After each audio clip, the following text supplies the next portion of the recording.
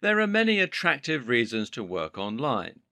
There's the freedom, there's the potential for big earnings, and there's the sense of satisfaction that comes from choosing what kind of business you want to run. But for some of us, the biggest draw of making money online is that sense of accomplishment. We love being able to tell people we're entrepreneurs, and we get a thrill out of earning a living off the back of our own ingenuity alone. But perhaps you're getting to the point where that isn't quite enough. Because sometimes selling digital products and running blogs can start to feel a little empty. While you might be creating value, at the end of the day, you're still just selling ideas and text, and nobody actually gets anything physical to hold at the end of the day. When you tell someone you're an entrepreneur, what springs to mind? Most likely, they'll imagine that you're an eccentric inventor, someone who comes up with gadgets, gizmos, ideas, and more, and then uses those to make people's lives better and to make a bit of money on the side. We think about people like Arthur Fry, the inventor of post it notes. When you say, "No, I run a website," you can almost hear them deflate with disappointment. Oh, that kind of entrepreneur. Make no mistake, making money online is a fantastic way to earn cash while enjoying the lifestyle you want, and it's incredibly skilled, talented, and impressive if you can do it. But at the end of the day, it's not quite as exciting as creating a genuine physical product. Imagine being able to hold something in your hands that you dreamt up. Imagine being able to use it as part of your routine. And imagine visiting a big box store and seeing your product there on the shelf. Imagine your product taking off and becoming incredibly popular. Imagine walking down the street and seeing lots of people using your item. With a physical product, you can quite genuinely change the world and make a much bigger impact than you can with an ebook. But it's not just about the noble cause of getting to feel that sense of accomplishment. Making a physical product also makes a lot of sense in terms of money. That's because physical products are still where it's at when it comes to revenue, and that's not likely to change anytime soon. For starters, physical products have a much wider appeal and can sell to a significantly bigger audience. Even through e commerce, physical products sell significantly more than digital products. Why? Well, partly it's just because people like to hold something in their hands when they've spent money. Have you ever bought a digital product online and then felt immediately empty, as though you haven't really gotten anything worthwhile for your money? Now imagine trying to sell an ebook to people on the street. How many people would be likely to go for it, or even be interested? A lot of people would never buy an ebook, and certainly not one on making money online. In fact, the vast majority of people would never consider that. They're not getting anything tangible or that they couldn't find for free online. They don't like reading ebooks on their computers, and they're not interested in working online. Compare that with a physical product, though, and now you have something with obvious value to a large audience. If it's the right price, then there's a chance anyone who passes on the street will be interested. Imagine just showing your grandparents what you make for a living.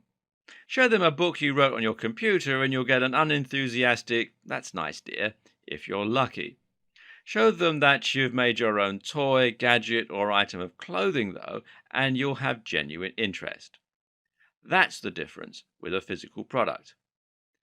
And then you have the ability to scale.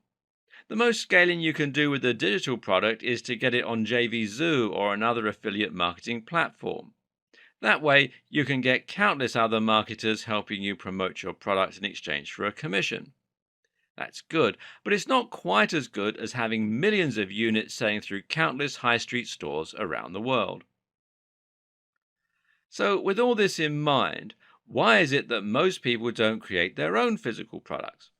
Why is it that most people will settle for ebooks or just placing ads on a website? The answer is simple. They think creating a physical product is beyond them.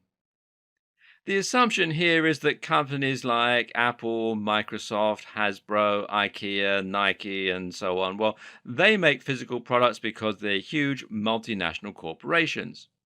They have manufacturing plants, patents, shipping deals, huge amounts of marketing and more, and they pour billions into market resources, focus groups, R&D, etc., etc.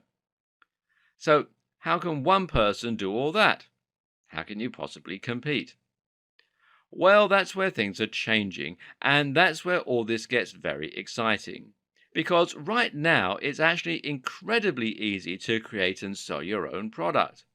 If you're willing to make something simple, then there are options that will allow you to start selling physical products from your website today. But I'm not just talking about those simple ideas.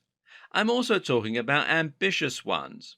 Want to make your own smartwatch? Well, you can do it. Want to make some kind of device for opening jam jars and sell it from major stores? Again, you have that option. It takes a little bit of work, and that's why I recommend creating an online business first and using that to bootstrap yourself, although we'll see later how you can avoid the need for doing that too. Ultimately, though, the web is the great equalizer and has closed the gap in many ways when it comes to creating hardware. It's now more possible than ever to not only do all this, but to do it from the comfort of your home without ever stepping foot outside. You can outsource your manufacturing, you can outsource your shipping and storage, and you can do all your marketing and selling through the web. Today, just one person can have the same kind of impact with a physical product that a large company can, and it's only going to move more and more in this direction in future. And actually, that's an incredible thing. There is a genuine hardware revolution occurring right now. Are you going to get involved? And there you have it. That's literally everything you could possibly need to create a physical product and start making real profits from it. This might sound very complicated, but let's take a moment to reflect. You can come up with an idea yourself and then outsource the design of that idea, giving you your ready-made CAD file to send to manufacturers. You can then use a site like Alibaba to find manufacturers using a prototype you printed very cheaply at Shapeways. You can then raise capital with no risk through Kickstarter, and you can start selling through an e-commerce store. So actually, it really isn't that hard at all. In fact, you barely have to lift a finger. That's the power of the web, and it's gradually going to cause a seismic shift in the way that business is done. Why not be at the forefront of that change and create something amazing? And I wish you every success.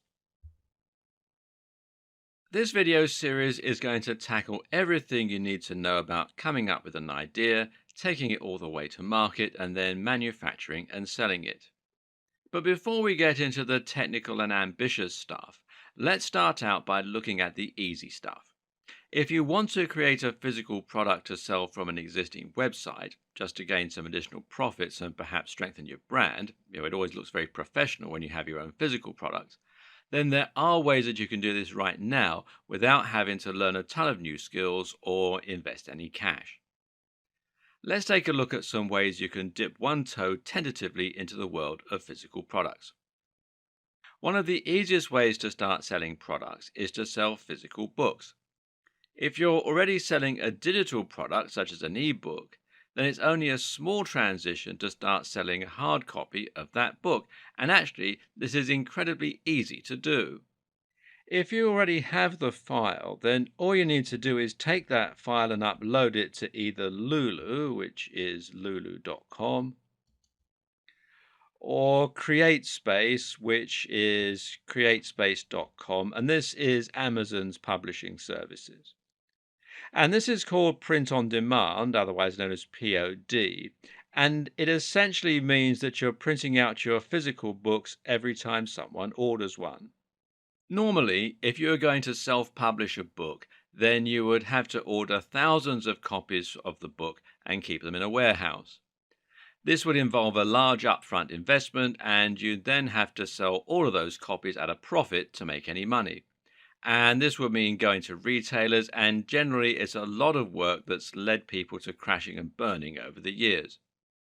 Alternatively, you could try and find a publisher, which would mean going via an agent, and this would usually lead to years of rejections before you got a deal. Even Harry Potter was rejected by several publishers before it found one. With POD, though, you simply upload the files to a machine that's capable of printing out the books. When someone orders your book, or you do, the printer simply makes a new copy ready to sell. There's no upfront investment and no risk of losing a profit. And the only overheads are the printing costs, which are very small, and whatever you paid for designing the cover, etc. There are plenty of sites on the web that allow you to create items with your brand printing on them. These include sites like Vistaprint, which you can find here at vistaprint.com, and there's also other versions of it like vistaprint.co.uk if you're in the UK, and like Spreadshirt, which you'll find here at spreadshirt.com. And using these sites, you can start selling printed t shirts or printed mugs, caps, mouse mats, and more. All of them will look highly professional without any work on your part. Like POD, these print each time items are ordered, which means you'll never end up with a ton of stock on your hands. You can't create anything particularly inventive, but if you just want to get a physical product on your website, it's another easy way to do it. What's more is that this route is ideal for strengthening your brand. By giving or selling items with your logo printed on them, you increase the sense of loyalty your customers have as they feel proud to brandish your brand. What's more, every time someone uses your custom mug or cap in public, more people will see your logo. And some people actually manage to make quite a lot of money by selling t shirts with funny slogans on them, etc. And guess what? There is one more way that you can quickly start selling. It's pretty retro, but it works. That method? Well, simply start making things by hand and selling them online. If you watch The Big Bang Theory, then you might remember the Penny Blossom episode where Penny creates lots of small paper flowers and sells them online. She ends up creating a human assembly line and minimizing her overheads, and the result is that she's able to generate a good profit for a day's work. You can do the exact same thing with a website to sell your products and something you can relatively easily mass produce. You have all the basics you need for an easy online business. This is made even easier by the fact that you can also promote your products on sites like Etsy, which is etsy.com, or of course on eBay, which is ebay.com. There's no reason your items have to be mass produced at all. If you're a creative type and you have a particular skill or craft that you can sell, then you can just as easily make money selling portraits on eBay, caricatures, homemade jewelry, or even artwork. My sister left art college with no job lined up and became a telesalesperson. That wasn't exactly what she wanted, but it doesn't matter to her because her real passion comes from making stunning artwork and selling it on eBay. What's more is that it makes her a very nice little profit on the side. Finally, why not have someone else design and manufacture the products, even handle the fulfillment, and you just put your logo on it? As it happens, that's actually a thing, and it's called drop shipping. And this is a white label service, meaning no one will ever know the other companies involved. The only difficulty is finding companies that offer this. Try Worldwide Brands, which is worldwidebrands.com, or Alibaba, which is alibaba.com, to find companies that do. One more easy option that is now starting to take advantage of modern technology is 3D printing. 3D printing is basically like any other kind of printing, except that instead of printing onto paper, you're now printing actual 3D objects. These objects can be made from plastic, metal, wood, china, and more. All you need is the raw material, which will often come in the shape of a thin tube, and a 3D file called a CAD file, which stands for Computer Aided Design. The file provides the 3D printer with the detailed instructions for how to produce the item, and the printer then goes about melting the material and drawing it one layer at a time. As it does this, it slowly builds the solid object up from the ground.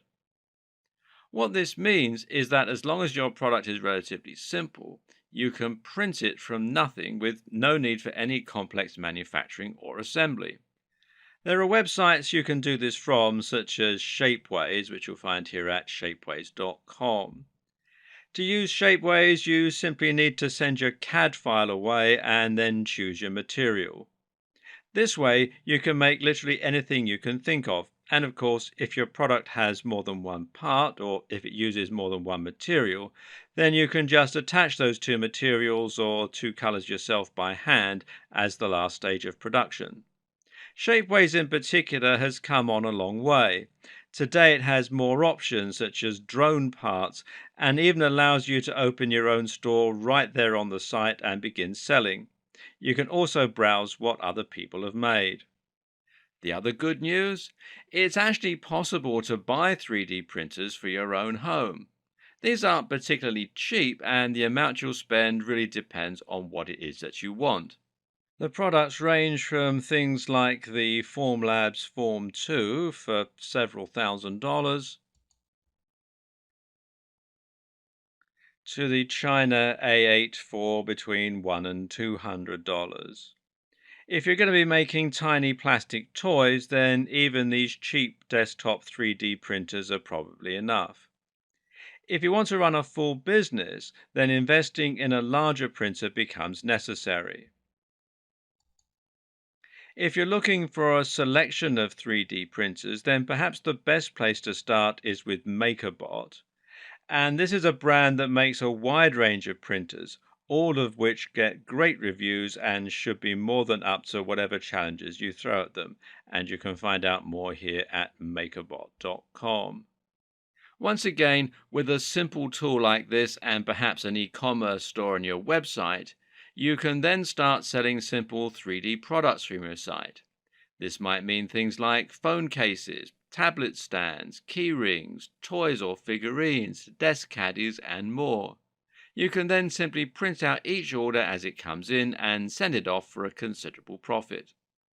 The phone case business model, in fact, is a very popular one and one that lots of people make a lot of money from. Before this can be a viable business model for you, though, you're first going to need to learn how to create those 3D CAD files.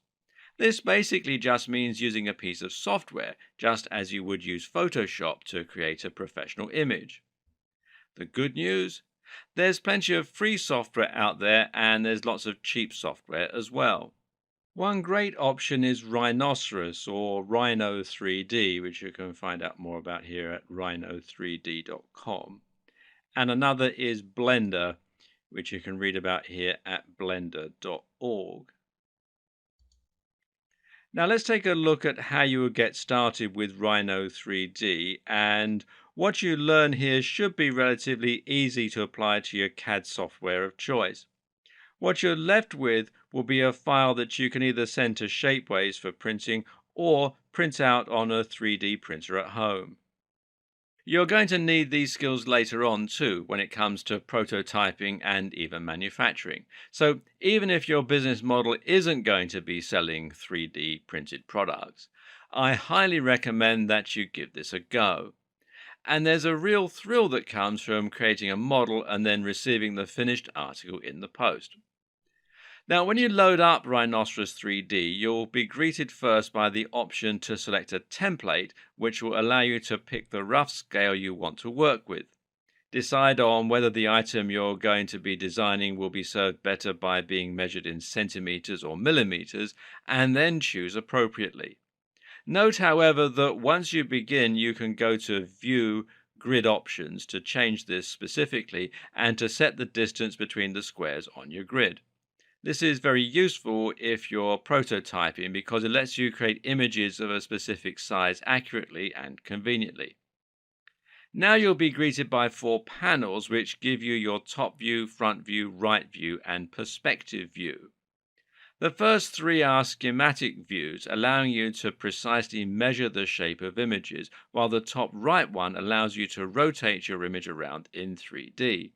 If you want to see what it would look like as a solid object, then select this view and then click Render or Shade for a preview of what it would look like. By clicking on Layer, you can edit the materials and the colors that your object will use, and even set textures in order to make your item look like a real 3D object rather than a block of dough.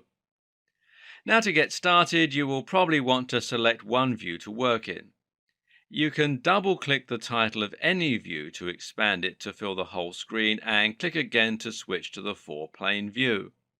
Now you will begin to draw into the grid, and you can do this by drawing individual lines, shapes, or 3D objects by selecting the tool from the left toolbars or from along the top. Drawing individual lines gives you the most control, and to use this you should select Near, a checkbox down the bottom of the screen, so that the lines start and finish in the same place when you want them to. Otherwise, you can have minute gaps between lines, which is very frustrating when you try to join them. And hold Shift while dragging if you want your line to be completely straight. Now it's time to go 3D. Draw yourself a box or a triangle or whatever to start with, and now you will want to make that a three-dimensional object. To do this, you have several objects. First, select all the lines and click Combine down the left. It looks like a jigsaw puzzle, and that will become a flat outline.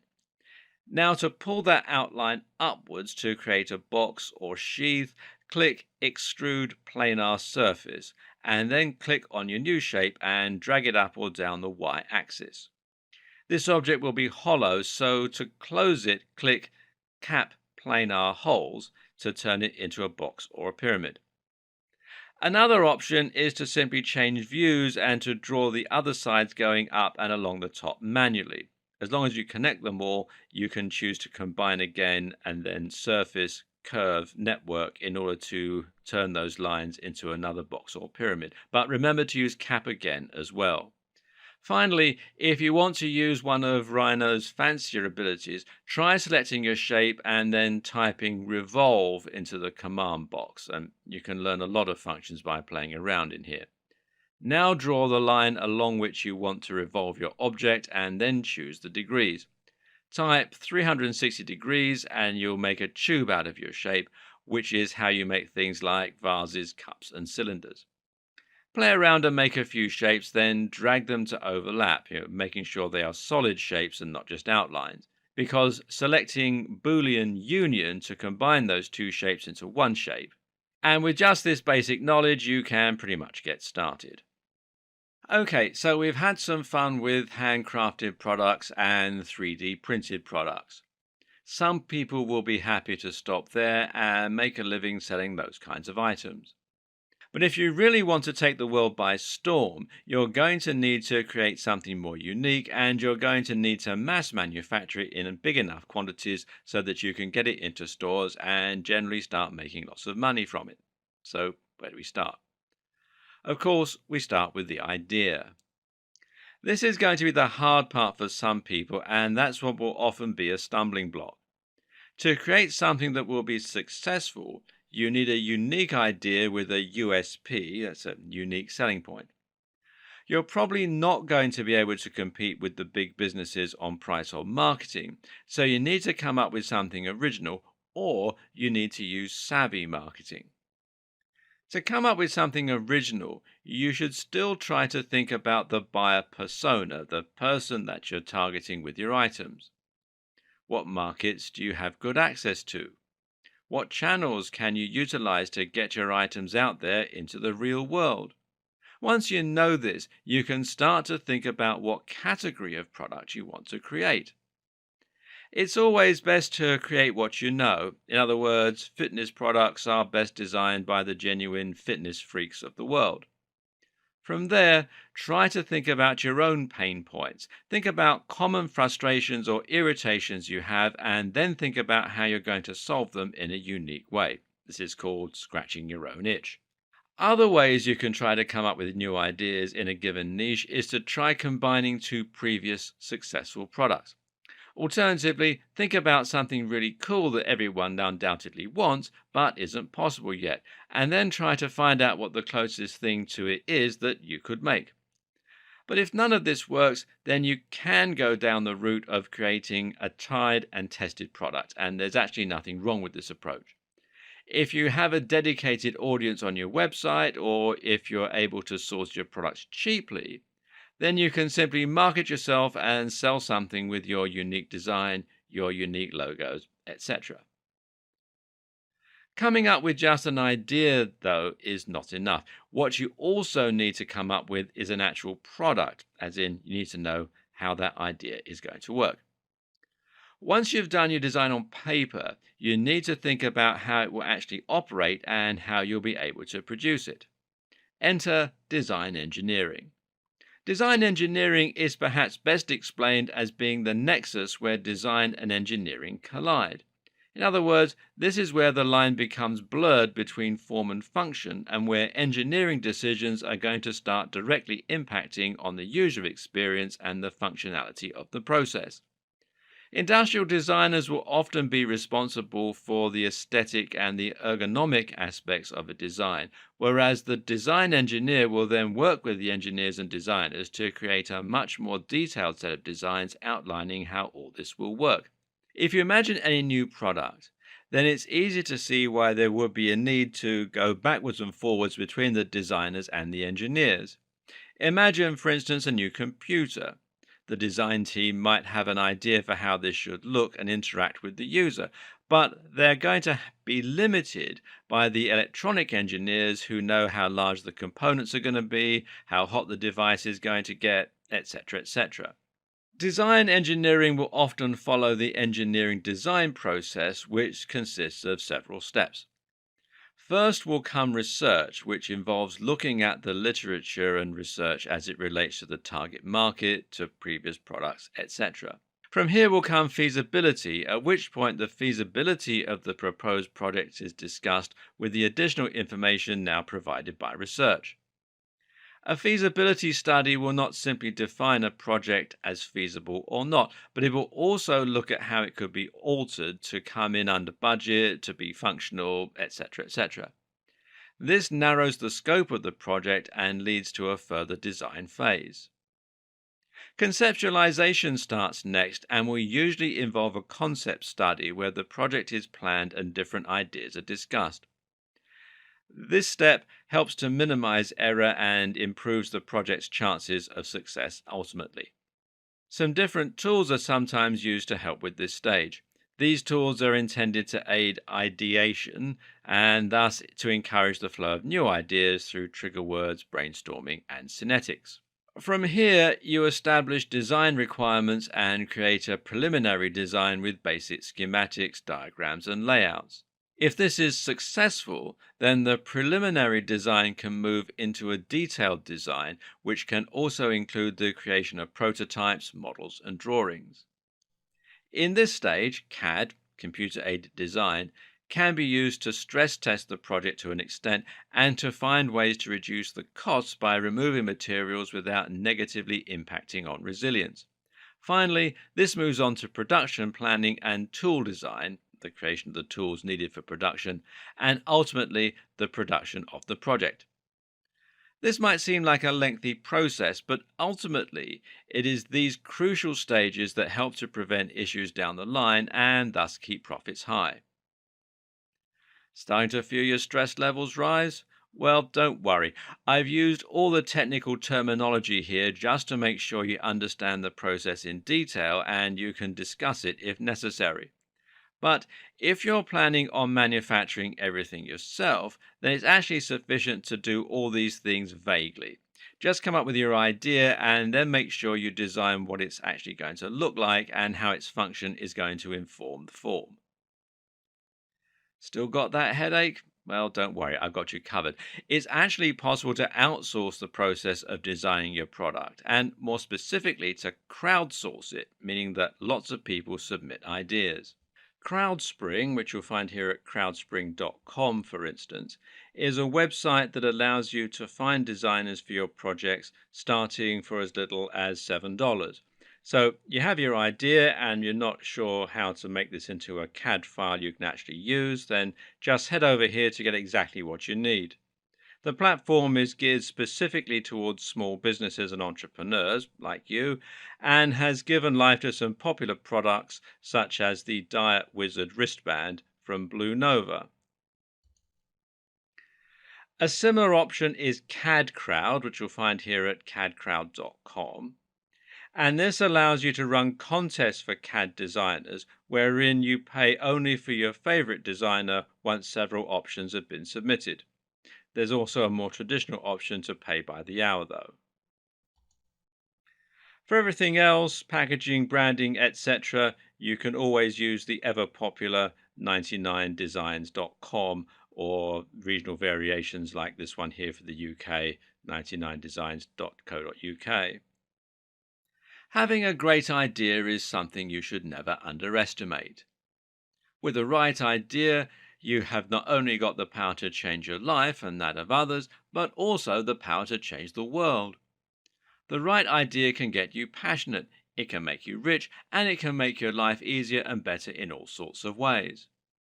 Right now, we have an idea of what's possible and what's not. But when we come up with a new idea, a new solution to a common problem, we can change this definition by creating new ways to do things and even creating entirely new things in the first place. But if you want to create a business on the back of your idea, then it's not enough for it to simply be useful or even transformative. Your idea has also got to be profitable. What this means is that your idea needs to be commercially viable. You need to be able to create it in a cost effective manner so you can charge a reasonable price for it and still make a profit. Likewise, you need your idea to be attractive enough to other people so that they're willing to pay for it. And you may also need it to speak to lenders and investors so that you can get financial backing to go ahead. So, how do you know if your idea is really a possible business? And how do you know if your idea is profitable? Well, in order to decide whether or not your business is going to be profitable, you need to look at two things in particular: your cost per unit, which tells you how much it's going to cost to manufacture, and your price.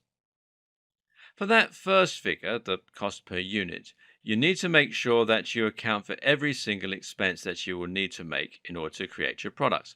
That doesn't just mean thinking about the cost of manufacturing the item itself, and you can get all that from your manufacturing contractor. It also means finding out how much packaging and instructions are going to cost, how much you're going to spend running your business in that time, and how much you're going to spend on labor, and how much it's going to cost you to deliver your item, that sort of thing. Likewise, you also need to think about marketing. How much money do you want to spend on making your product known? Once you know that, it's now time to work out a price and to see if there's a profit left over for you at the end of the day.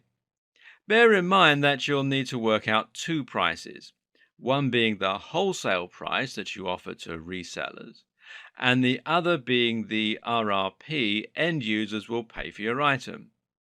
Remember that everyone in the chain also needs to make a profit, so you need to keep your price competitive and do enough market research to ensure people are willing to pay it.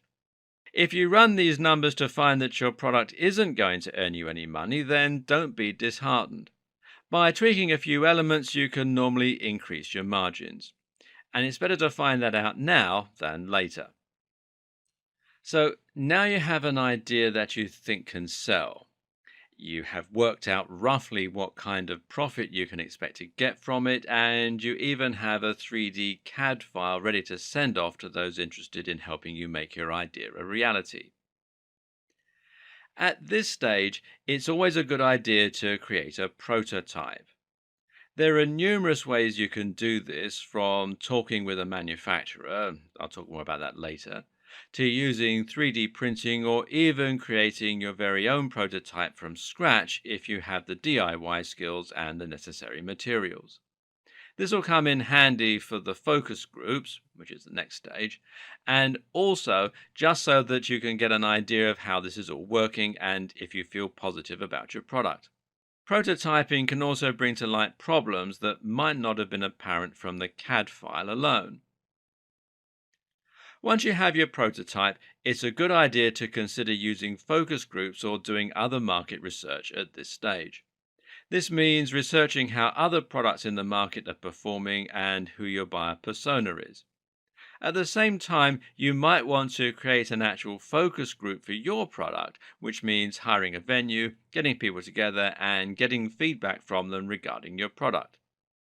This is a very good strategy as it will allow you to see how people react to your product in person. Again, it might be painful to learn things about your idea at this stage, but it's better to find out now than later. You can then take the feedback you get and use this to iterate on your product design.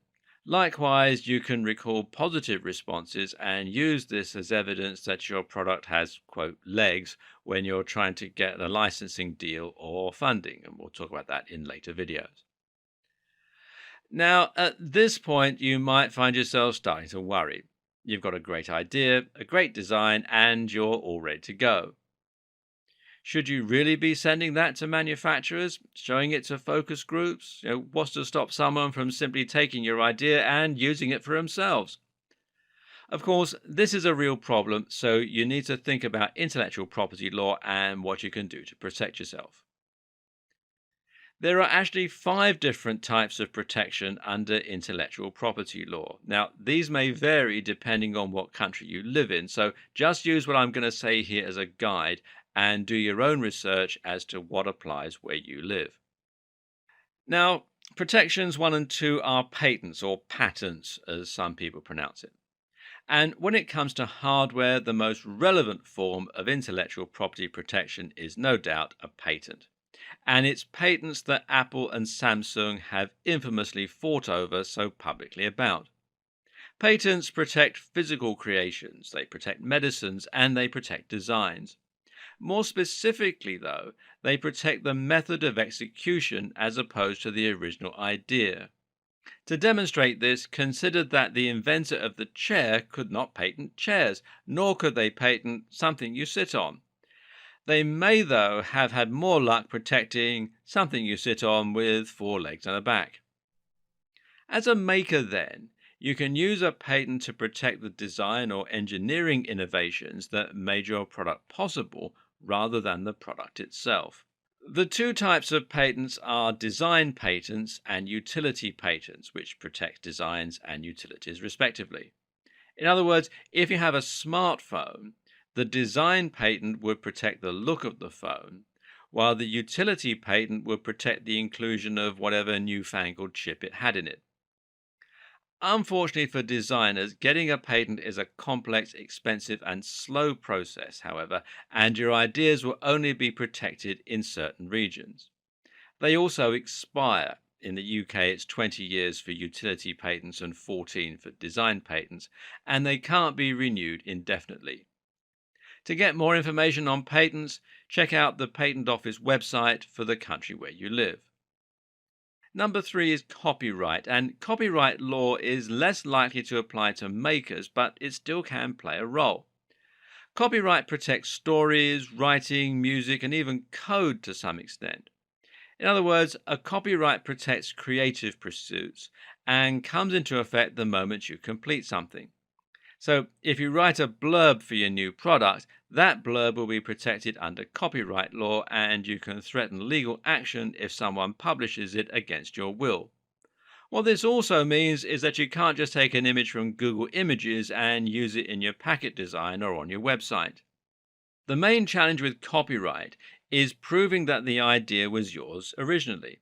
Again, you can find much more information at the Intellectual Property Office for your country.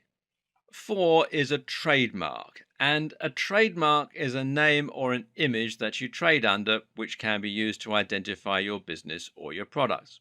Now, that might mean your company name, your products, or even a branch of your business. Microsoft is a trademark, for instance, but Windows, Xbox, and Surface are also all trademarks owned by Microsoft. Trademarks are relatively easy to acquire and will set you back a few $100s, which protects you for 10 years. It's always worth doing a trademark search before you create a new product in case someone should already own the rights. And finally, number 5 is an NDA. Now, an NDA is a non-disclosure agreement, sometimes called a confidentiality agreement. This is a contract used to prevent others from talking about your ideas, which in turn means you can speak freely with business partners and employees about your projects.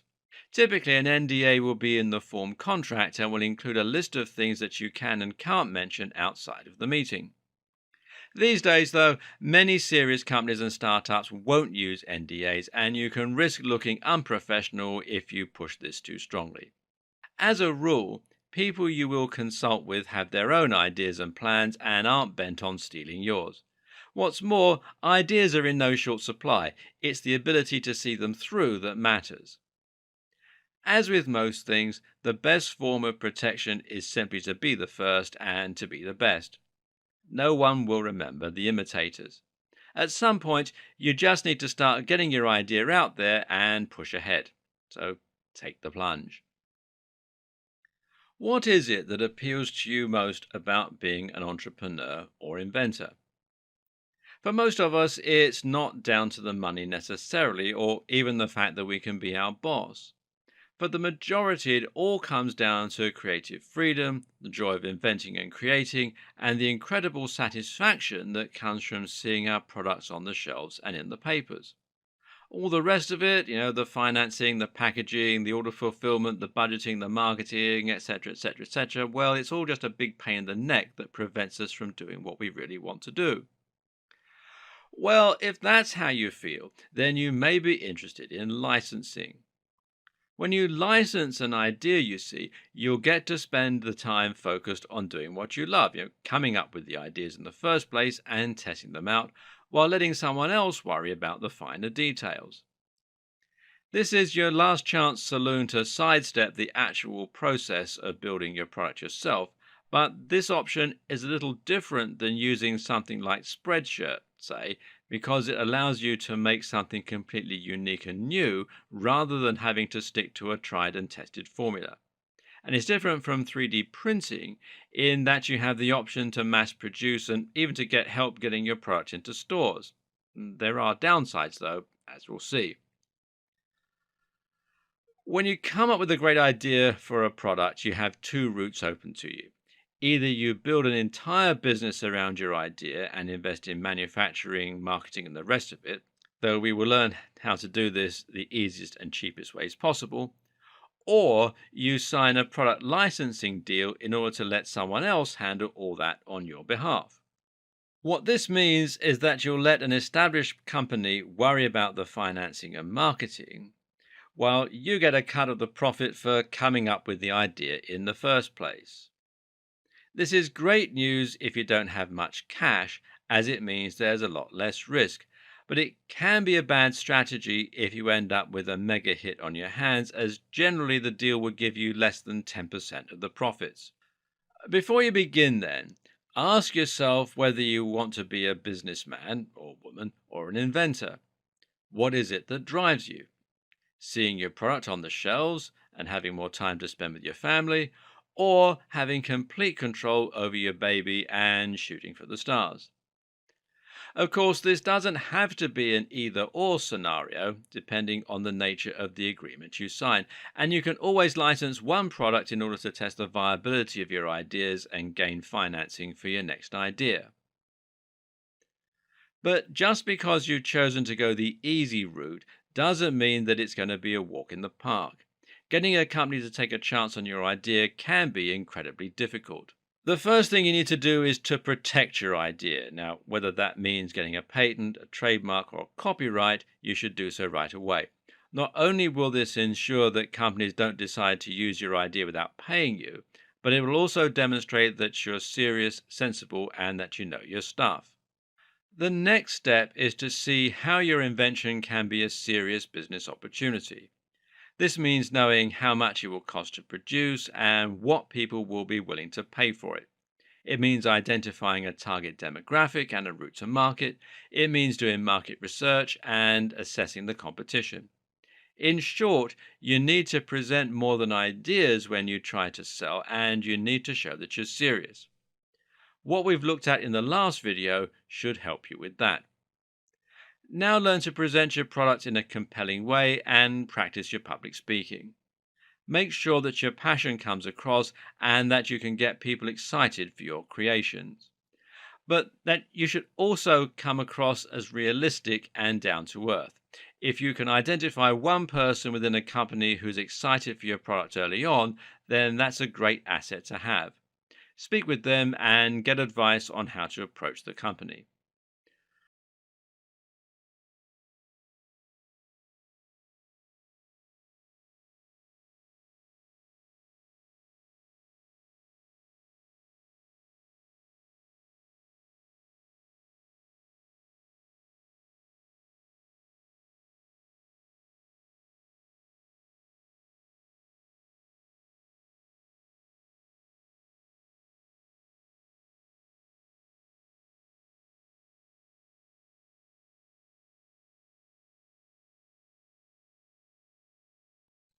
Okay, so you have your idea, your CAD file, your IP protection, and you're ready to go. You've decided not to go the licensing route because you want to maintain total control of your product and get all of the profit for your baby, and understandably so. So, how do you take the leap and become an honest to God hardware startup with your own manufacturing in place? Well, you now have two options: directly approaching manufacturers and approaching contractors. A contractor, of course, is someone who will act as a go between for you and the manufacturer. They will pass on any communications and will generally ensure that you have your hand held at every stage of the way. You're now going to want to send out proposals, and you can do that by looking on Google for the companies that meet your requirements, by going to trade shows, or by looking at websites that list everything you need to know all in one easy place. For example, the websites Alibaba, which is alibaba.com, and ThomasNet, which is thomasnet.com, and this is the Thomas's Register of Manufacturers, will give you plenty of manufacturers you can choose from, and from there it's a simple matter of scrolling through and finding what you're looking for. Another option is the excellent Makers Row, which you'll find here at makersrow.com.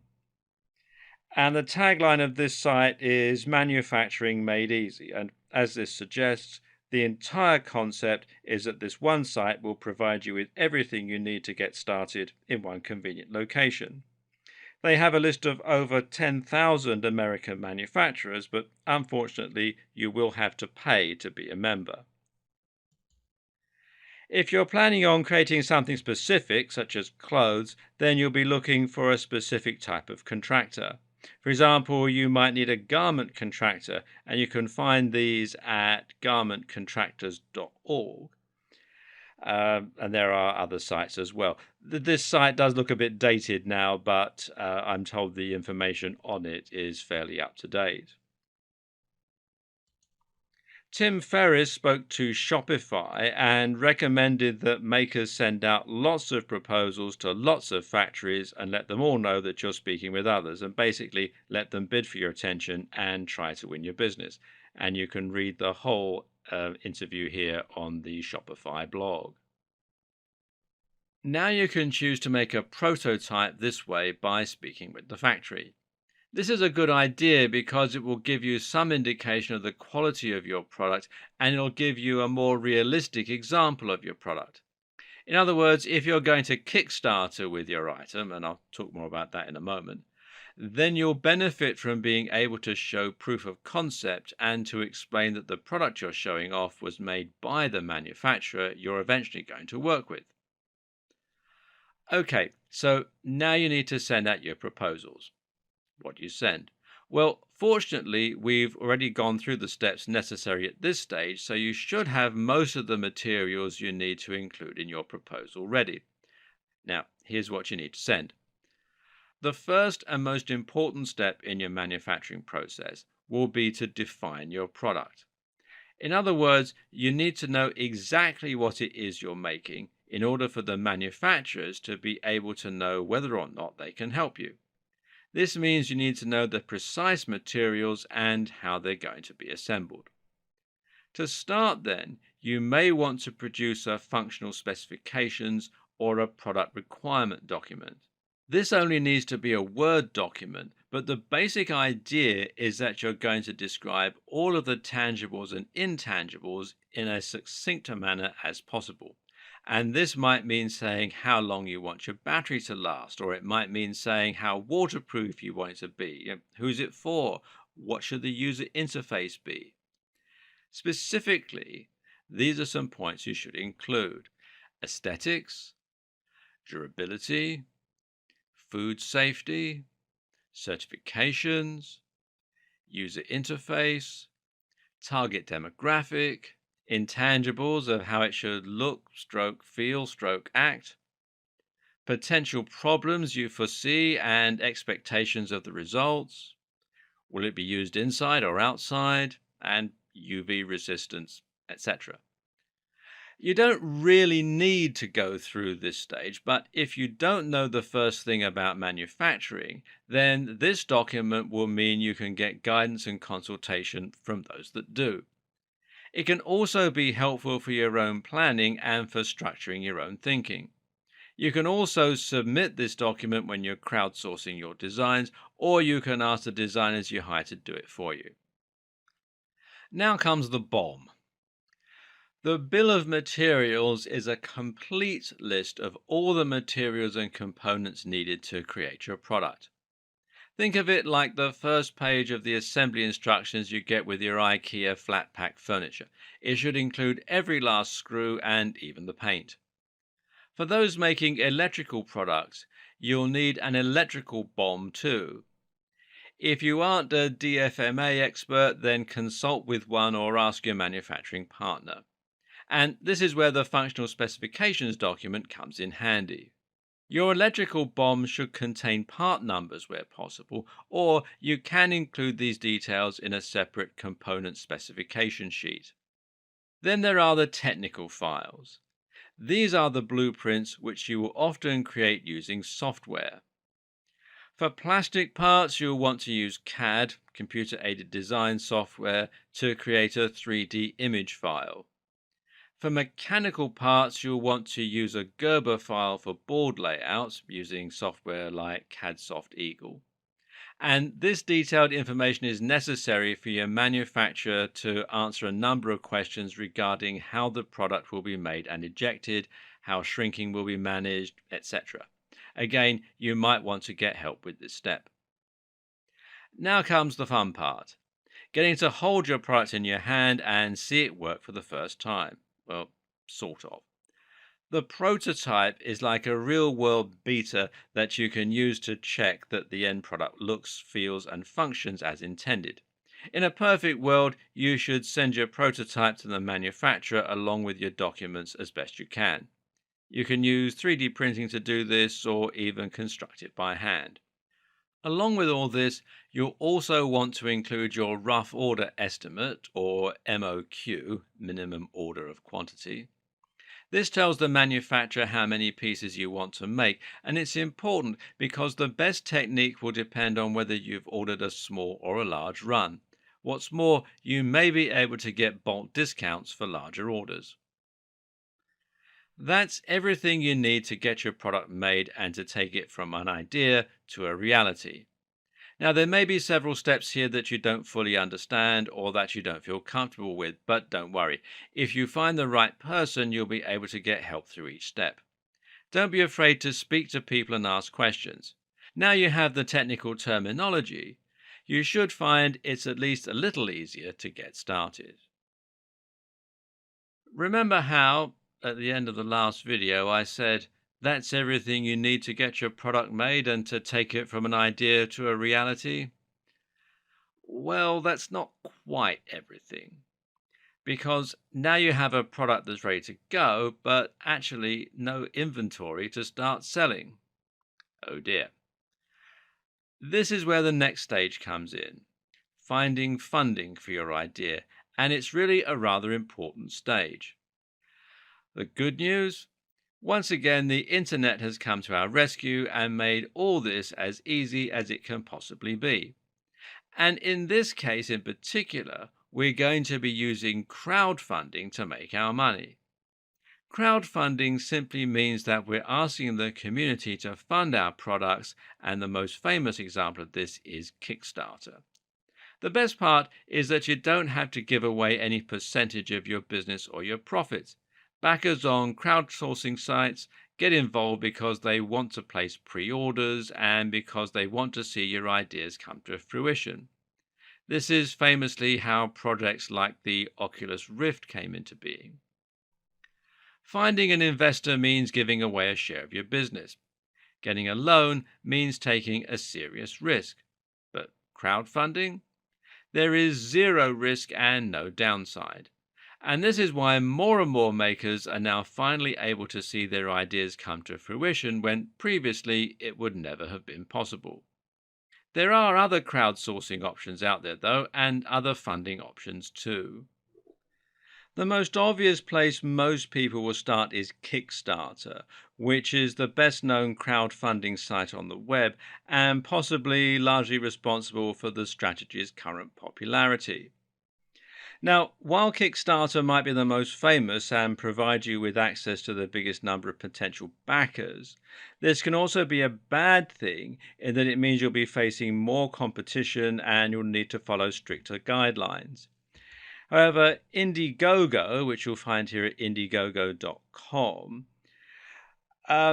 is a slightly more lightweight alternative where it can be easier for beginners to get noticed. Then there's some other options. The first one is crowdfunder.co.uk. And while Kickstarter rules the roost in the US, until recently it was less accessible for those based in the UK and Europe. And this site here, crowdfunder.co.uk, is aimed to take advantage of this by focusing on the UK market and has now found a niche as a great place for charities to raise money and for British entrepreneurs to find backing. Then there's Small Knot, and Small Knot is a relatively young crowdfunding organization that looks at businesses rather than projects and encourages users to invest in small local organizations. And they're based in Brooklyn, New York, and you can read more about them on their Facebook page.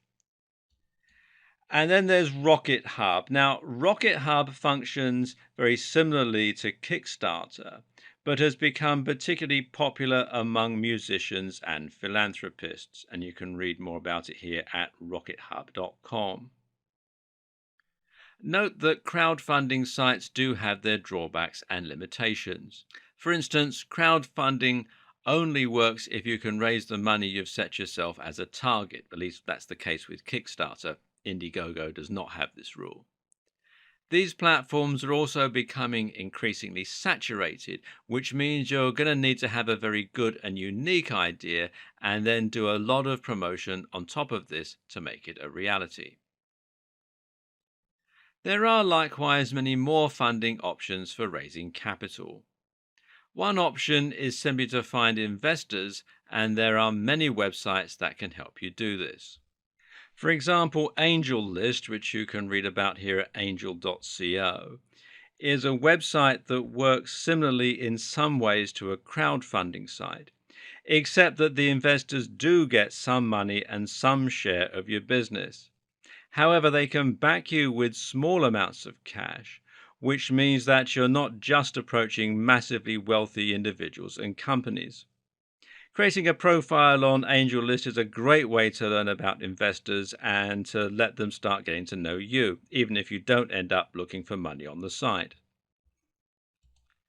Other sites like Crowdcube, which you can find here at crowdcube.com, and Angel's Den, which is angelsden.com, can also do similar things.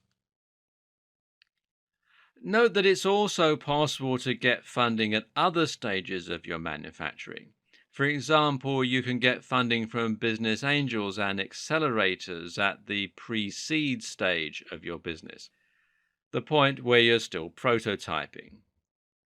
Look at companies like tandemcap.com and hax.co for more information. Seed capital is the money you get to turn your idea into a reality, at the industrialization phase. At this point, you can get money from crowdfunding or from investors, after which you enter the growth phase. Growth phase funding is what happens in the first few years of your business and is referred to as Series A, Series B, and Series C funding. Series A tends to raise anything from $1 to $10 million and is riskier for investors as you don't have much data backing your potential for success. Then you have Series B, which is mainly about scaling, and you can bring in much more money at this stage. Finally, Series C is for the fully mature business, at which point an acquisition might even be on the cards, which is ideal if you're looking for an exit strategy. After this comes the IPO, or your initial public offering. At this point, you can consider your business a roaring success, and you don't need me helping you anymore. Otherwise, you can find other ways to fund smaller projects. One option is bootstrapping, which means earning capital from a side business and funneling this into your own hardware manufacturing. Alternative, you can get a bank loan. Even PayPal offer business loans now, or you can even use a credit card loan. Just make absolutely sure that you've tested the market for your product and you know you're going to make money back before you take out loans. Then there's always the bank of mum and dad or friends and family. If you have a good idea, they might want to be part of it. And now, after everything we've covered in the last few videos, all that's left to do is to actually sell your product. Again, you have a few different options here. Of course, you can do this through your own website using a sales page, or more likely an e-commerce store, which will turn your website into a shop. Great tools for creating e-commerce stores include WooCommerce, which you can read about here at woocommerce.com, which has the advantage of being a WordPress plugin, thereby enabling fast and easy installation. And you can actually do this from within the WordPress dashboard. Just go to plugins and type in WooCommerce, and you'll get a whole lot of information about WooCommerce. The WooCommerce actual plugin itself, and then there's lots of add-ons that you can get to improve on it as well. Then there's Magento, which is magento.com,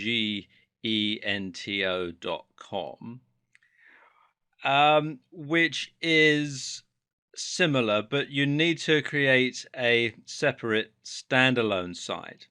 The advantage of this site, though, is that you can stock more items, up to 50,000 to be precise, but chances are that you won't be quite at this stage for a while.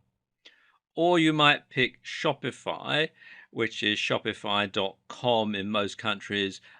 In the UK, it's shopify.co.uk, and I think there are other regional variations as well. And this is hosted, meaning that you set up an account and then just link that to your website. And there are many more e-commerce platforms. If you just do a search in Google, you'll find lots of different ones, but these should provide you with most of what you need. If you have a small project and a prominent website with lots of traffic, this might be more than sufficient, and you may not need to get serious funding from angel investors. This is the easy win option. But if you're a little more ambitious, then you might want to approach a buyer, which will mean getting your product into stores. And here's how you do it. Step 1, do your research. If you approach retailers without doing any research first, you're only going to be wasting everyone's time, primarily your own. For starters, you need to know beforehand whether a company is even likely to carry products like yours. And for this, you need to research the kind of things that they sell and who their main shoppers are. A good way to find potential outlets is to search for products from your competitors and then see where they're being sold. Next, you should learn everything you can about these stores. Look at their retail guidelines and see if they have a product submissions page on their website. And Walmart, for instance, has step-by-step instructions right on their site. The more prepared you are, the better chance you're going to have. Step 2, know yourself. Likewise, you also need to know everything you can about your product and about your business model. When you present your proposal to retailers, you need to be able to show them why you're confident it will sell, who your target demographic is, and how much it can sell for, and how much profit the store's going to make. Again, the more detail you go into, the more confident stores will be in you and your product. Providing product samples is a good strategy if you can, and providing extra materials such as POS displays, point of sale, can help you to win extra brownie points. Press coverage, etc., can also help you to win your case. Step 3. Find your ally. Now you have your pitch stroke package ready, you need to find someone who's willing to listen. Start by contacting the buyer and using the details on the website, or by calling up and asking to speak to the buyer or representative. If you get snubbed though, or you don't get any response, you can always try again by looking for contacts you might have within that organization, and LinkedIn is a powerful tool in that regard. Or you could do this by arranging a meeting with anyone you can. If you can get just one person to listen and to get enthusiastic about your product, then they might help you to get the meeting you need.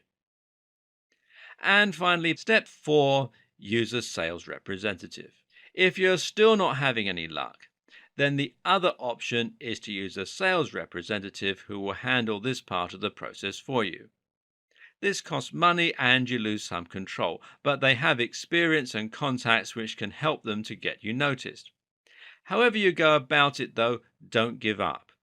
You can get 1,000 rejections, but when you get just one positive response, it'll be all worth it. Hold on, before you get started with your first product, this exclusive upgrade will get you going faster and help you make even more money. First off, I want to thank you for getting your hands on the ultimate guide to creating and selling your first online product. Whether you decide to get started with a physical product, information-based product, or even a licensing deal, I know you'll get results quickly with the guide you just purchased.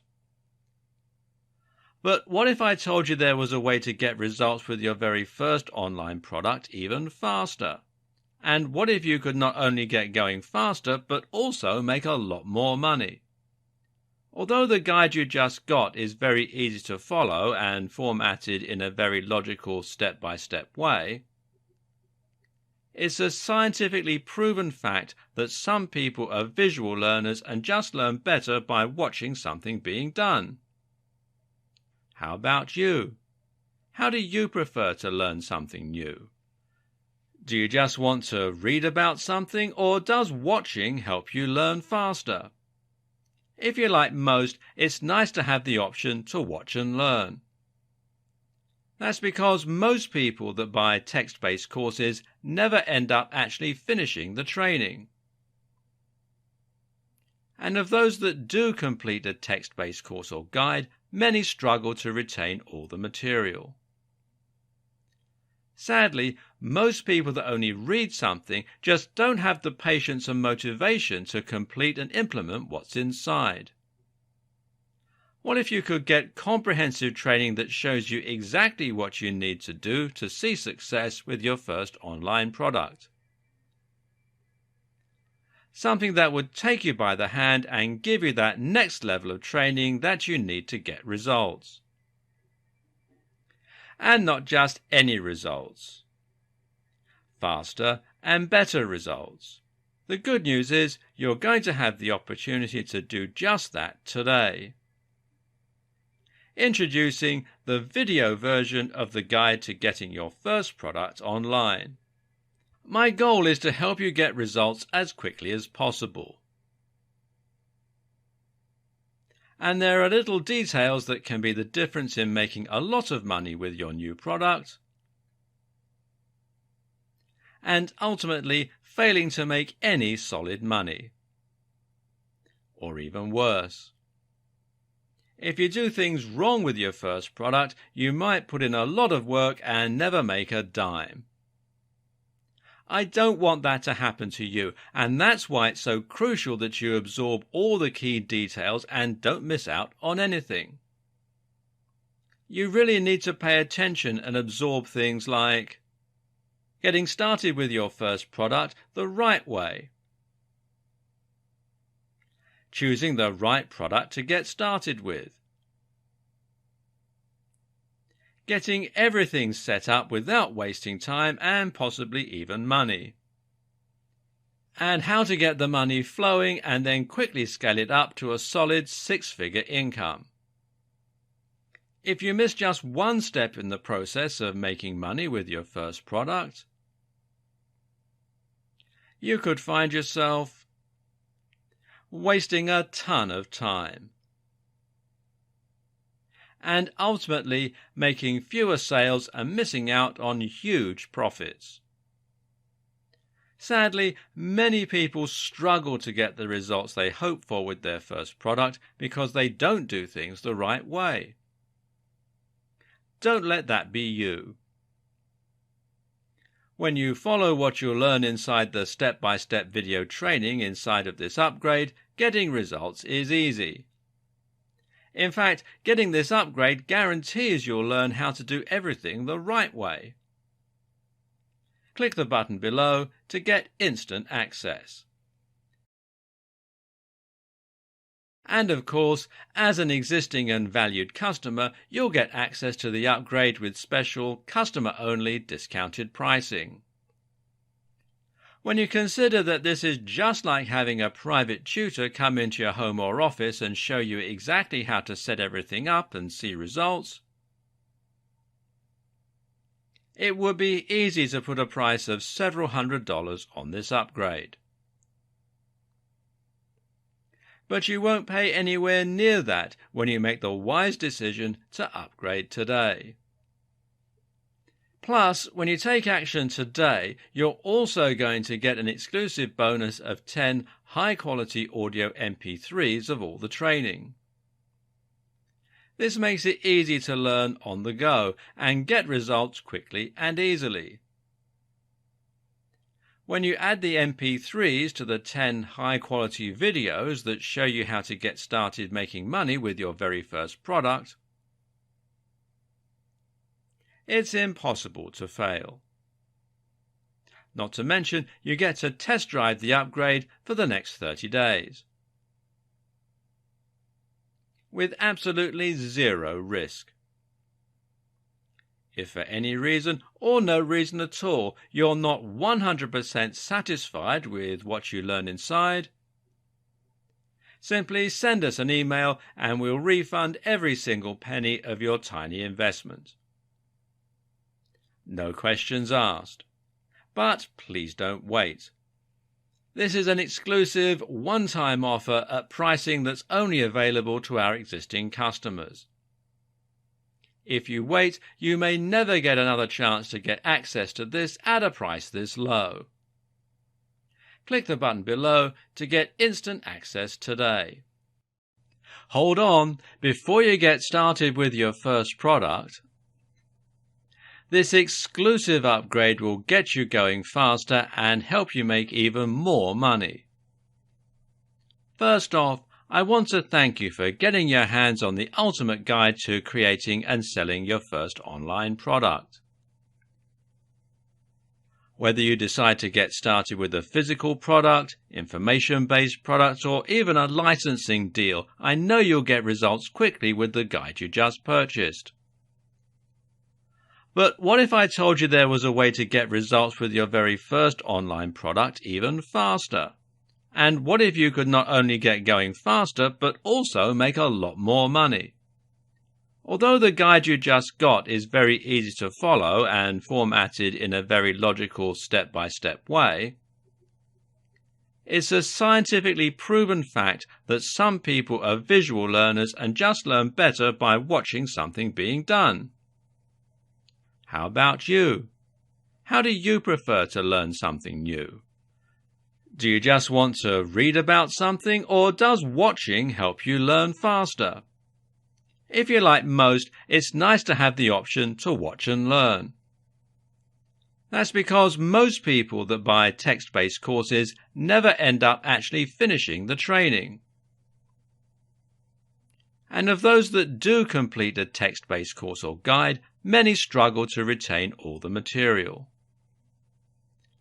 Sadly, most people that only read something just don't have the patience and motivation to complete and implement what's inside.